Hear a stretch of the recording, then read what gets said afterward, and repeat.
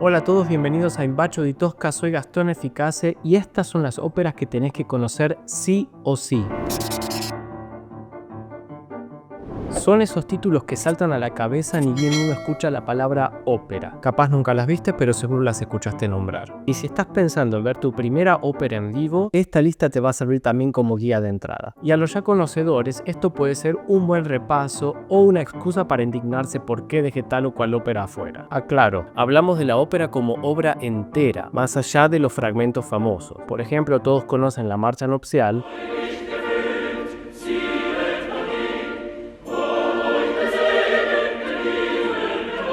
pero quizá no sepas que pertenece a una ópera romántica de trama retorcida llamada Lohengrin. ¿Es un ranking polémico? Que lo decida la historia. En fin, que se arme el desmadre, comencemos.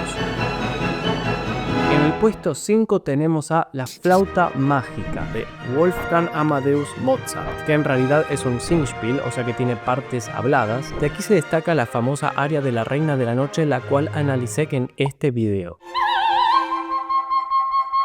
ya que es interesante la manera en que Mozart ilustra el mal musicalmente. También de esta ópera seguro escucharon el dúo de Papageno y Papagena.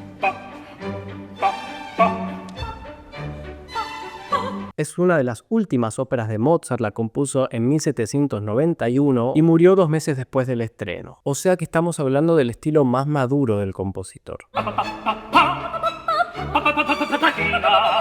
Es la ópera que todos dicen que tiene símbolos masones ocultos. ¿Y será verdad? Claro que sí. Pero igual es inofensiva, excepto que quizás en el segundo acto se hace un poco larga. Pero aún así tiene momentos muy rockeros, especialmente los de la Reina de la Noche, que más vale que sea buena si no te arruina la función. Seguimos con el ranking. En el puesto 4 tenemos a La Bohème, de Giacomo Puccini. Y sí, chicos, de nombre la conocen. Hagan la prueba y pregúntenle a alguien: ¿conoces La Bohème? Sí, me suena. Aunque sea por los Simpsons, la tienen que conocer.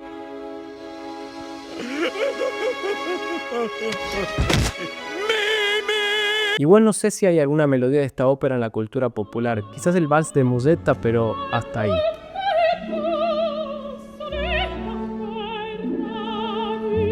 Pero de nombre es un clásico y la trama también. La historia de unos bohemios que se enamoran y al final alguien muere. El musical Rent está basado en esta ópera y también se la tiene como una ópera romántica, ideal para citas y aniversarios. Además es una de las óperas más representadas y populares. Y si quieren saber más de esta hermosa ópera, acá tienen un análisis mío analizándola completamente. En el puesto 3 viajamos a España y tenemos a Carmen. Y no es tu vecina. Aunque es una ópera francesa, cantada en francés y compuesta por Bizet, que era francés. Esta ópera sí que tiene un hit tras otro, empezando por la famosa obertura, El Toreador y el aria de ópera que quizás sea la más seductora de la historia, la habanera.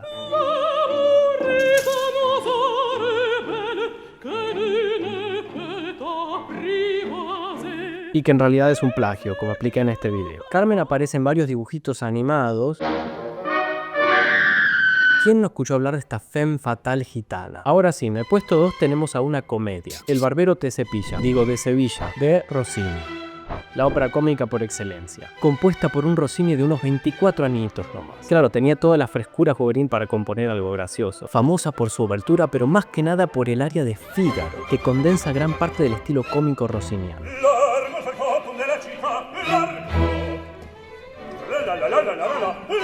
Cualquiera que en su infancia miraba dibujitos animados la tiene que conocer. El barbero de esta ópera, Fígaro, es el modelo de personaje astuto que le encuentra la vuelta a todo.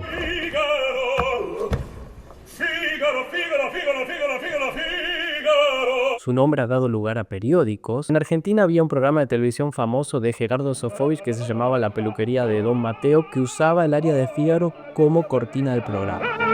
nunca hay nadie en esta peluquería. Continuamos al puesto número 1, pero antes un pequeño mensaje. Si les gusta mi canal y quieren que suba videos más seguido, pueden apoyarme económicamente por Patreon, haciéndose miembros en YouTube o cliqueando el botón gracias para donaciones únicas. Todos los links abajo en la descripción. Gracias. Y hemos llegado al puesto número 1. La ópera que sí o sí hay que conocer, la más famosa, más representada, obviamente es Lulú de Alban Berg.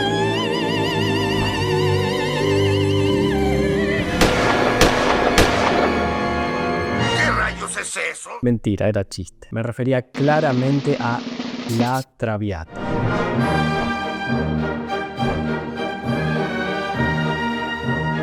Famosa por su brindis, pero mucho más que eso. Es la historia de una prostituta de alta gama que deja esa vida por amor. Imagínense la cara de los que la vieron en el estreno. Es la ópera que aparece en la película Mujer Bonita.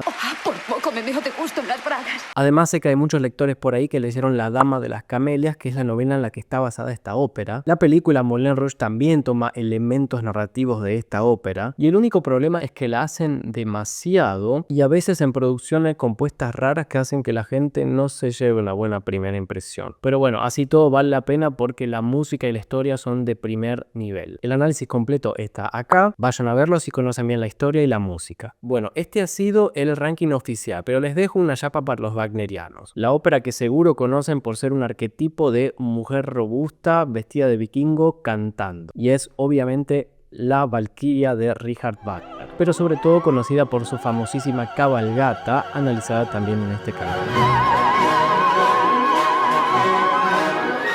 Ahora les toca a ustedes decirme qué óperas dejé afuera. ¿Creen que hay óperas más famosas que estas? ¿Cuáles piensan que son las más famosas, las referentes y las que todo el mundo debería conocer? Hagan la prueba y pregúntenle a sus familiares a ver si estos títulos les suenan. No olviden suscribirse, dar like y sobre todo compartir. Les dejo un saludo y nos vemos en un próximo análisis aquí en Il Bacio di Tosca. Addio.